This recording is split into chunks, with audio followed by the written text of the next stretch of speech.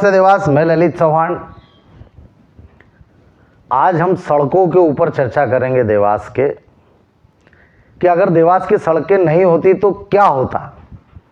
अभी आपने देखा होगा कुछ माह से फुटकर व्यापारी, हाथ गाड़ी और जो फुटपाथ पर अपनी फेरी लगाकर बैठते हैं फुटकर व्यापारी, उनका और निगम प्रशासन का पिछले कुछ माह से बार बार संघर्ष हो रहा है।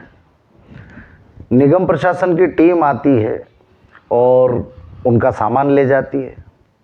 अब फुटकर व्यापारी कह रहे हैं कि हम कहाँ जाएंगे, हमारे पास कुछ व्यवसाय नहीं है, इसलिए हम हाथ ठेला या फुटपाथ पर हमारी फेरी लगाकर बैठते हैं और हमारा व्यवसाय कर रहे हैं और हमारा परिवार चला रहे हैं। वो भी अपनी जगह सही है, लेकिन निगम प्रशासन कह रहा है कि इनके द्वारा रोड पर हाथ ठेला और जो है नीचे फुटपाथ पर फेरी पर बैठ जाते हैं, इसकी वजह से देवास के आम लोगों को असुविधा हो रही है। उनकी जगह वो भी सही है, तो फिर गलती किसकी? गलती क्या नेताओं की है क्या, कि उन फुटकर व्यापारियों के लिए जमीन आरक्षित नहीं करी उन्होंने? इसके लिए देवास विकास योजना बनी है।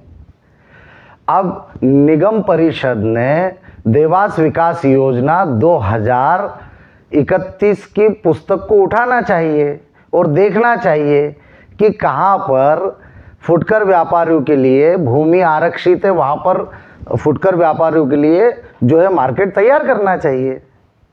लेकिन राजनीतिक दलों के जनप्रतिनिधि यानी नेता मौन साध कर बैठे इस विषय पर, जैसे उनके लिए कुछ मामला ही नहीं है ये। अब इसमें यातायात पुलिस, उसकी भूमिका क्या है? यातायात पुलिस की मात्र भूमिका है कि रोड पर सुगम आवागमन चलता रहे। अगर कोई अतिक्रमण करता है तो उसको हटाने का दायित्व निगम प्रशासन का है। अब देवास में सड़कों के ऊपर ही भार क्यों?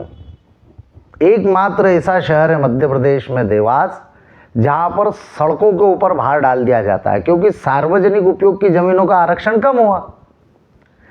उदाहरण के तौर पर देवास विकास योजना 41 का ड्राफ्ट अभी इन्होंने प्रस्तुत करा, उसकी दावे आपत्तियों की सुनवाई चल रही है 24 तारीख तक।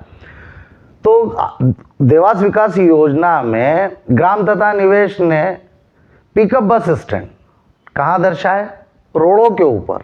बड़े आश्चर्य की बात है भाई, जो रोड सुगम आवागमन के लिए आप उस पर पिकअप बस स्टैंड आरक्षित कर रहे हैं।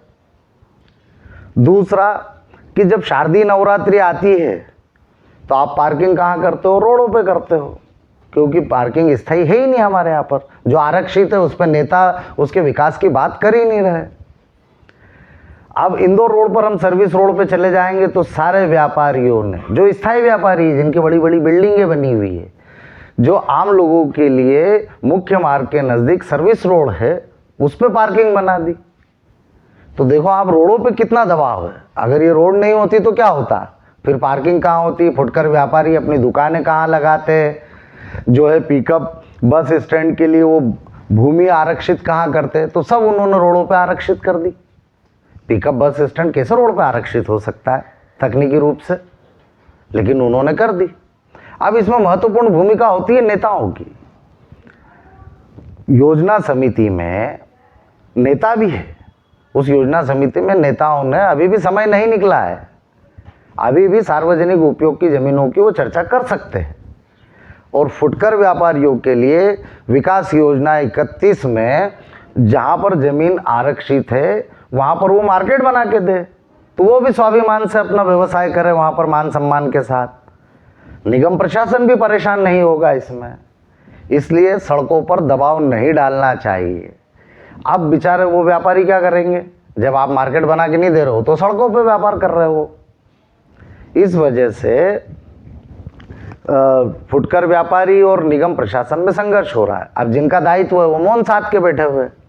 तो हमें विकास योजना 31 की किताब को निगम परिषद ने, निगम प्रशासन ने उठाना चाहिए, देखना चाहिए कहाँ भूमि आरक्षित है वहाँ मार्केट तैयार करना चाहिए, कहाँ पार्किंग के लिए भूमि आरक्षित है वहाँ पार्किंग निर्माण करना चाहिए। तो ये संघर्ष की स्थिति नहीं बनेगी। धन्यवाद।